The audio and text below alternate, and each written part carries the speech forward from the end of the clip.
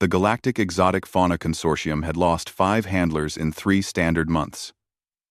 Each death came swiftly, violently, and with increasing creativity. The creature responsible sat behind reinforced duraglass in Quarantine Bay 7, its obsidian scales reflecting the harsh station lights like fragmented starlight. Varric, the station's chief xenobiologist, stood before the observation window, with his 4 primary arms crossed in what his species considered the universal gesture of exhaustion. His carapace had dulled from stress, turning from vibrant azure to a sickly gray-blue.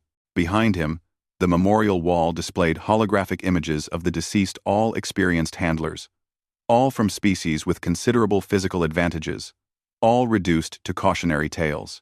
"We should euthanize it," Varric said. "Not for the first time that cycle." 5 deaths. 5. The liability? Alone. "Absolutely not," Director Juno interrupted, her translator struggling with the vehemence in her tone. The human female had arrived on the station only 3 rotations ago, transferred from some backwater research colony on the edge of civilized space. She wore the standard-issue lab coat over what appeared to be primitive fabric clothing, and her pale skin bore several small scars that Varric found disturbingly casual. "That's a juvenile Vexthery nightclaw. There are maybe 200 left in the known galaxy. A juvenile that has demonstrated lethal capability against trained professionals. It's scared." Juno stepped closer to the glass, and Varric's instincts screamed at him to pull her back. The creature which the previous handlers had designated Subject X, 771 before dying, raised its triangular head, fixing 6 crimson eyes on the human. "Look at its posture. Defensive. It's not hunting. It's reacting to perceived threats." Varric consulted his datapad, pulling up the incident reports. Handler Kelvin. Draconite physiology. Acid-resistant hide. Disemboweled in 14 seconds. Handler Thress. Cybernetically enhanced. Military-grade combat training spinal column severed. Handler. Do 2. Were any of them smaller than the cub? Juno asked. The question struck Varric as bizarre. What? Come. What? Simple question. Was any handler physically smaller than X? 771. Varric scrolled through the biological data. No. Standard protocol requires handlers to maintain size advantage for control purposes. That's your problem. Juno pulled out a strange device from her coat pocket. Some kind of primitive chemical fuel lighter. She sparked it, watched the flame dance, then extinguished it. You've been sending in apex predators to handle an apex predator cub. It sees anything bigger as competition or threat. Basic survival instinct. Remember, I main with an apex predator. We can leave the sea. I main within past. On 1 remember. I would need 70s. I main with an apex predator. And you propose? I go in. The silence that followed was profound.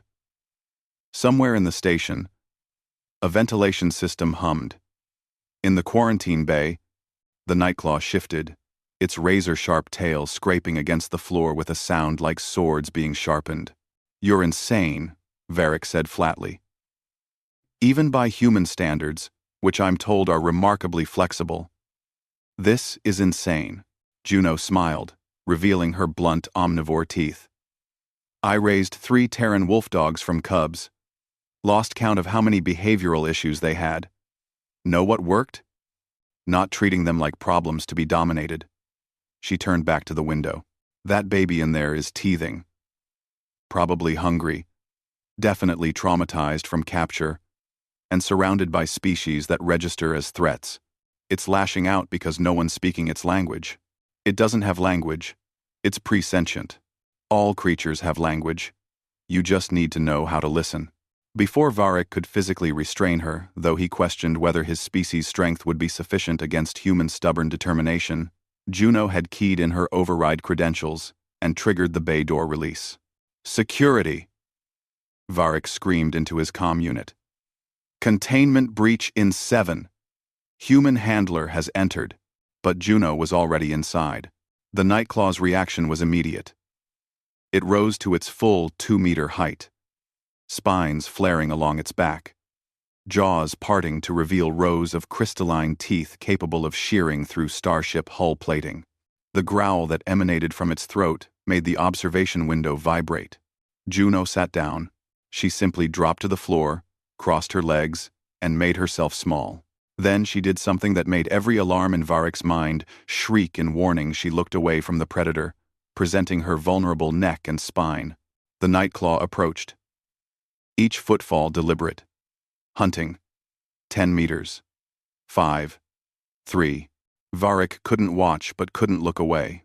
His fingers hovered over the emergency purge system that would flood the chamber with sedative gas, potentially saving Juno, but certainly traumatizing the already unstable creature beyond recovery. 1 meter.